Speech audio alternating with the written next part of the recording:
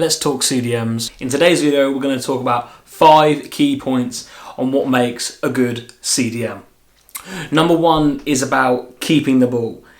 One of the main objectives from a number 6 or a CDM, if you want to call it, is can they have control of the ball? Can they keep the tempo of the game going? Whether that be you're a defensive team and you're looking to counter-attack, can they, when they receive the ball, can they then play it into the final third or start the attack off, receiving the ball on the back foot or on the half turn to then pass the ball on to more creative players? For example, for Liverpool, the likes of Fabinho or Thiago, when they receive the ball, can they then play into the likes of Mane?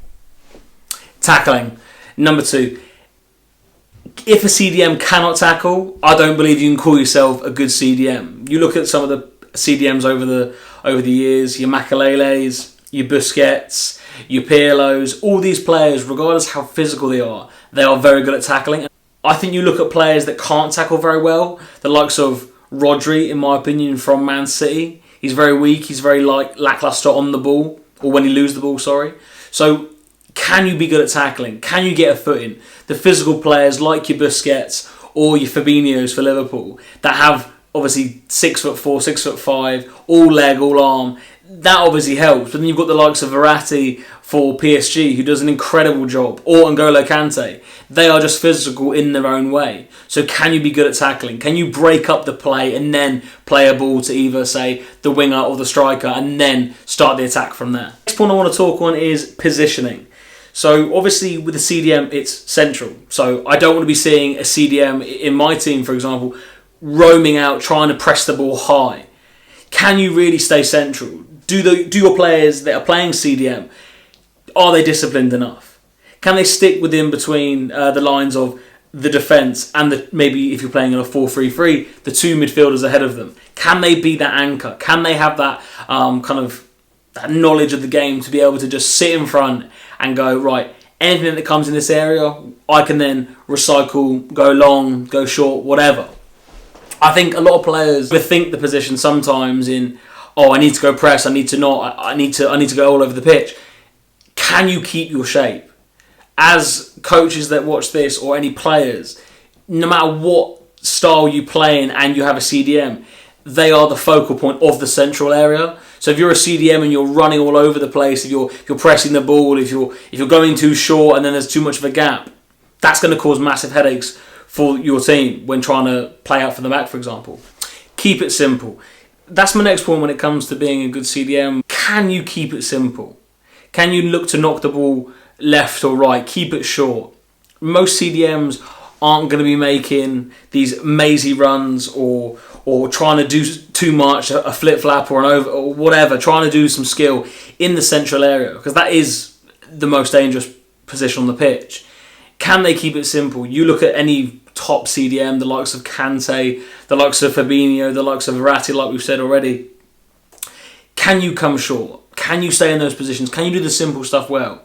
Can you play in 1 or 2 touch? Too many CDMs that you ever see in a game where the CDM's lost the ball. 9 times out of 10, it's because they've taken 3, 4, 5, sometimes 6 touches on the ball in that area. Most teams, how they like to play nowadays is they like to press, they like to get nice and high, they like to try and pin upon the CDM. So when you're trying to play out and you give the ball to your CDM, can you do it in 1 or 2 passes? Can you do the simple stuff really well? Can you read the game? You see the likes of Pirlo, not the quickest. Busquets, not the quickest. Xavi Mascherano, not the quickest. But they do the basics so well. They're already 3, 4, 5 steps ahead of the game. If the right back gets the ball, for example, will they shuffle in to show early because they see a diagonal ball on the other side? Or will they look to play quick in 1, 2, 3 passes in a triangle, for example, in the middle of the pitch? My next tip is, can you remain calm on the ball? So many times you see CDMs panic on the ball in the areas. For example, they're always normally in the middle. So these are the most high pressure situations. Can you remain calm? You look at some of the great players like we've already discussed. All of them ridiculously calm on the ball. If, for example, you're going to go play out from the back, can you play on the half turn? Are you confident doing that? If you're not, don't go short, or work on that more before then you take it into a game situation.